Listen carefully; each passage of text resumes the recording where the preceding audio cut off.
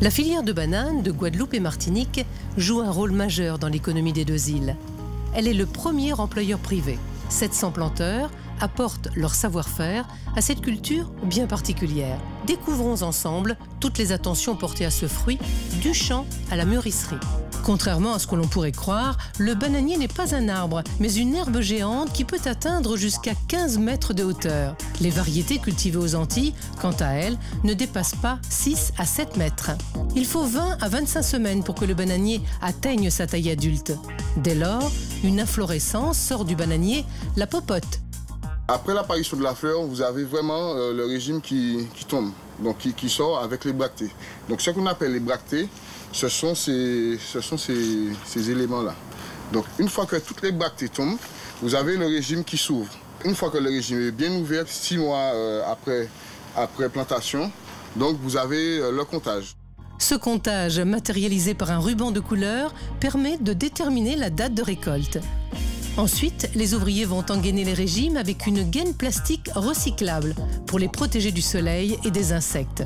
Puis, ils vont aubaner les bananiers pour soulager le pied du poids du régime et éviter qu'il ne soit déraciné au moindre coup de vent.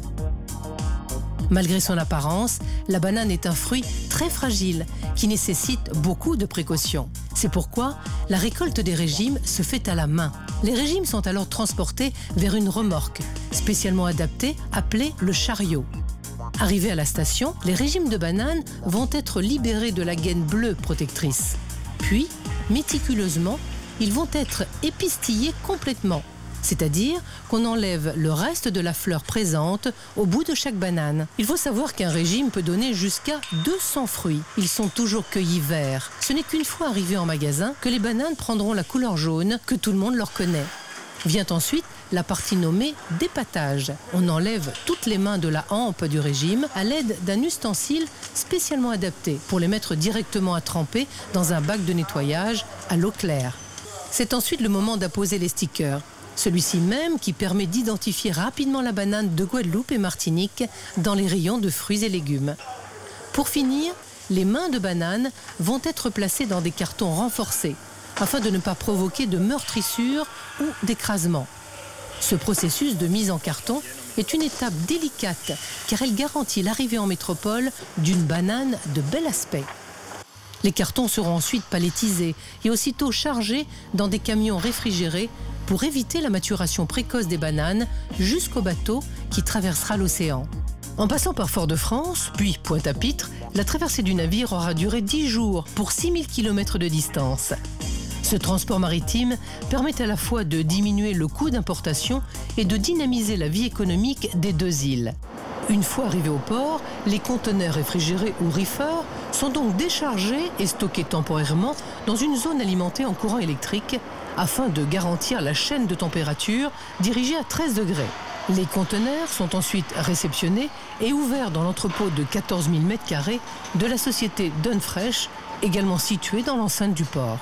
Son métier, c'est de réceptionner les marchandises en provenance des Antilles françaises, Martinique et Guadeloupe, de les dépoter, d'enlever donc le contenu des marchandises à l'intérieur de l'entrepôt, de faire un contrôle qualité, d'avoir dessiné avec son client un cahier des charges qui nous permet effectivement de détecter tout ce qui est impropre à la commercialisation au travers d'un tri effectif, au travers des opercules des colis, de pouvoir tracer 100% des marchandises à réception et de pouvoir rendre au client un processus informatisé en EDI, en temps réel.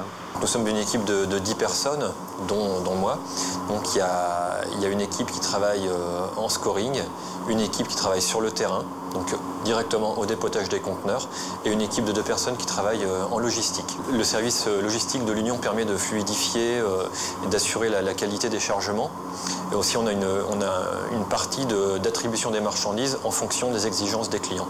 L'équipe qualité pèse d'abord les colis, puis les ouvre afin d'apprécier la présentation générale des fruits.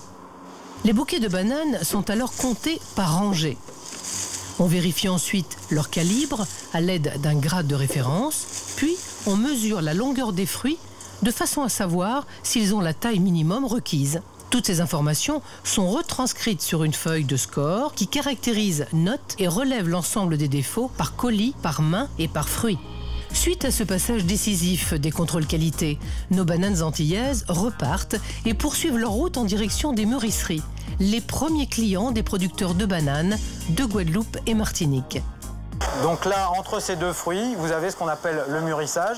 Ici, que de l'amidon et ici, que du sucre. Entre les deux, l'hydrolyse, qui est une réaction qui a besoin d'être maîtrisée par ce genre d'outil, c'est-à-dire qui contrôle la température, l'aération des fruits.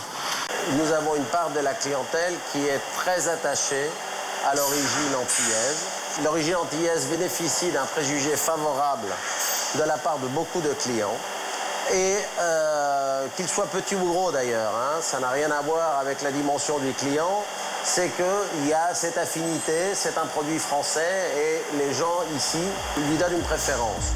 Les mûrisseurs vont s'occuper également du conditionnement des produits, répondant ainsi aux différents besoins de la grande distribution. Une récente étude révèle que sur 1000 personnes interrogées, 710 préfèrent la banane de Guadeloupe et Martinique. Les consommateurs lui reconnaissent un goût unique et des qualités nutritionnelles indéniables. Son goût et sa qualité ne sont donc pas le fruit du hasard.